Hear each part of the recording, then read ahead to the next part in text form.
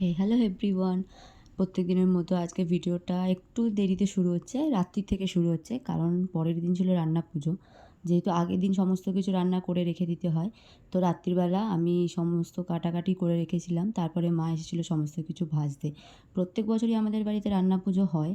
তো এই বছর যেহেতু আমি ভিডিও বানাচ্ছি, তার জন্য আমি ভিডিও করেছিলাম। অনেক আগে থেকে কখনোই করা হয়নি। তো আমাদের এই বছর যেহেতু সেরকম কাউকে ডাকা হয়নি আর ছোট্ট করে হচ্ছিলো, তার জন্য খুব অল্পভাবেই করা হয়েছিল।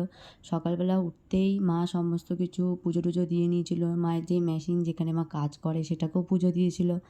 তাছাড়া গোপাল থেকে শুরু করে সবাইকে পুজো টুজো দিয়ে এখানে সমস্ত কিছু রান্না হয়ে গেছিলো। কিছুই না, ভাত, ছোলার ডাল, পায়েস, তারপর ৩ রকমের ভাজা করেছিল, ৪ রকমের মতো করেছিল। পটল ভাজা, আলু ভাজা, কাঁচকলা ভাজা, নারকেল ভাজা আর মাছ ভাজা করেছিল, ব্যাস এইটুকুনি। কারণ এইবার সেরকম কেউ আসবেও না আর বাড়ির সবাই, তো সবাই বলেছিল এইটুখানিই খাবে, তার জন্য এইটুখানি